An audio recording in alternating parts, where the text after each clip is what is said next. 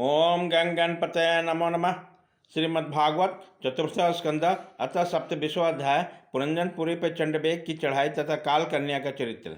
श्री नारद जी कहते हैं, नारद वाचा इत्थं पुरुजंग सम्मज्ञ वासवानिनिया बिभर्म पुरंजनी महामाया रेमे रमति पतिम। श्री नारद जी कहते हैं, महाराज इस प्रकार वह सुंदरी अनेक नखरों से पुरंजन को पूरी तरह अपने बस में कर उसे आनंदित करते हुए विहार करने लगी। उसने अच्छी तरह स्नान कर अनेक प्रकार के मांगलिक श्रृंगार किए तथा भोजन आदि से तृप्त होकर वह राजा के पास गई। राजा ने उसे मनोहर मुख वाली राजमहिषी का सादर अभिनंदन किया।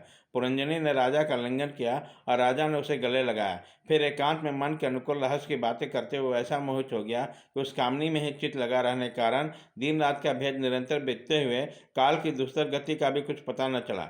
मत्स्य छका व मनुष्य पुरंजन अपने प्रिया भुजा पर सिर रखे महामूल्य शैया पर पड़ा रहा था। उसे तो रमणी का जीवन ही परम फल जान पड़ता है। अज्ञान से आवृत हो जाने के कारण उसे आत्मा अथवा परमात्मा का कोई ज्ञान न रहा। राजा ने इस प्रकार कामोत्तर चित्त से उसके साथ विहार करते करते राजा पुरंजन की जवानी आधे क्षण के समान बीत गई। प्रजापति उस पुरंजन से राजा पुरंजन के 1100 पुत्र तथा 110 कन्याएं हैं, जो सभी माता पिता के सुयश बढ़ाने वाली सुशीलता उदारता आदि गुणों से संपन्न थे। ये पौररंजनी नाम से विख्यात हुए। इतने में सम्राट का लंबी आयु का आधा भाग निकल गया। फिर पंचाल लाश पुरंजन ने पितृवंश को वृद्धि करने वाला पुत्रों वधुओं के साथ कन्याओं को उसके योग्य बरों के साथ विवाह किया। पुत्रों में से प्रत्येक के 100 पुत्र हुए। उसमें वृद्धि का प्राप्त करके पुरंजन का वंश सारे पंचाल देश में फैल गया। इन पुत्र पौत्र गृह को सेवक और मंत्री आदि में दृढ़ महत्ता के होने के कारण वो विषय में बन गया। फिर तुम्हारी तरह उसने भी अनेक प्रकार के भोगों के कामना से यज्ञ की दीक्षा लेकर तरह तरह की पशु हिंसा में घोर यज्ञों से देवता पितर और भूतपतियों की आराधना की। इस प्रकार वो जीवन भर आत्मा का कल्याण करने वाला कर्मों की ओर से असावधान और कुटुंब पालन में व्यस्त रहा। अंत में वृद्धावस्था का वो समय आ पहुंचा जो स्त्री लंपट का पुरुष का बड़ा अप्रिय होता है। राजन चंडबेग नामक एक गंधराज है। उसके अधीन 360 महाबलवान गंधर्व रहते हैं। इसके साथ मिथुन भाव में स्थित कृष्ण और शुक्ल पर्ण की उतनी गंधर्वियाँ हैं। वे बारी बारी से चक्कर लगाती भोग विलास की सामग्रियों से भरी पूरी नगरों को लूटती रहती है। गंधर्व राज चंडबेग ने उन अनुचरों जब राजा पुरंजन के नगर को लूटना आरंभ किया तब उनके 5 फन के सर प्रजागण ने रोका। यह पुरंजनपुरी की चौकसी करने वाला महाबलवान सर्प 100 वर्षों तक अकेला ही उन 720 गंधर्व वर्गियों से युद्ध करता रहा। बहुत से वीरों के साथ अकेले ही युद्ध करने के कारण एकमात्र संबंधी प्रजागर को बलहीन देखकर राजा पुरंजन को अपने राष्ट्र और नगर में रहने वाले अन्य बांधकों के साथ बड़ी चिंता हुई।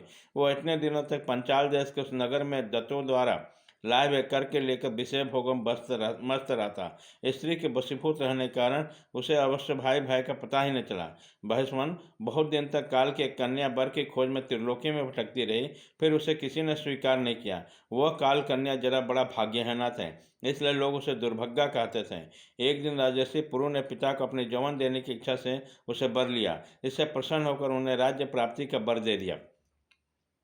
एक दिन मैं ब्रह्मलोक से पृथ्वी पर आया तो घूमते घामते मुझे मिल गई। तब मुझे नैष्टिक ब्रह्मचारी जानकर भी कामातुर होने के कारण उसने बनना चाहा। मैंने उसकी प्रार्थना स्वीकार नहीं की। इस पर अत्यंत कुपित होकर मुझे यह दूसरा श्राप दिया, तुमने मेरी प्रार्थना स्वीकार नहीं की, अतः तुम एक स्थान पर अधिक देर तक न ठहर सकोगे। सब ओर से मेरी निराश करने पर उस कन्या ने मेरी सम्मति से यवनराज भय के पास जाकर अपने पति रूप में वर्ण किया और कहा, वीरवर आप यवनों में श्रेष्ठ हैं, मैं आपसे प्रेम करता हूँ और पति बनाना चाहती हूँ। आपके प्रति किया हुआ जीवों का संकल्प कभी विफल नहीं होता। जो मनुष्य लोक अथवा शास्त्र की दृष्टि से देने योग्य वस्तुओं का दान नहीं करता और जो शास्त्र दृष्टि से अधिकारी होकर भी ऐसा दान नहीं लेता, वो दोनों ही दुराग्रही और मूढ़ है, अतः सोचनीय है। भद्र, इस समय मैं आपकी सेवा में उपस्थित हूँ, आप मुझे स्वीकार करके अनुग्रहित कीजिए। पुरुष का सबसे बड़ा धन जीवों पर दया करना है। काल कन्या के बात सुनकर यवनराज ने विधाता के गुप्त कार्य करने की इच्छा से मुस्कुराते उससे कहा, मैं योग दृष्टि से देखकर तेरे लिए एक पति निश्चय किया तो सबका अनिष्ट करने वाली है, इसलिए किसी को भी अच्छी नहीं लगती और इसी से लोग तुझे स्वीकार नहीं करते। इस कर्म जनित लोक को तू अलक्षित होकर बलात् भोग। तू मेरी सेना लेकर जा, इसके सहायता से तू सारी प्रजा को नाश करने में असमर्थ होगी। कोई भी तेरा सामना न कर सकेगा। ये प्रज्वार नाम का मेरा भाई है और तू मेरी बहन बन जा। तुम दोनों के साथ मैं अव्यक्त गति से भयंकर सेना लेकर सारे लोक में विचरण करूंगा। इति श्रीमद्भागवते महापुराणे पारमहंस्यां संहितां चतुर्थ स्कंदे पुरंजनोपाख्याने 7वां अध्यायः।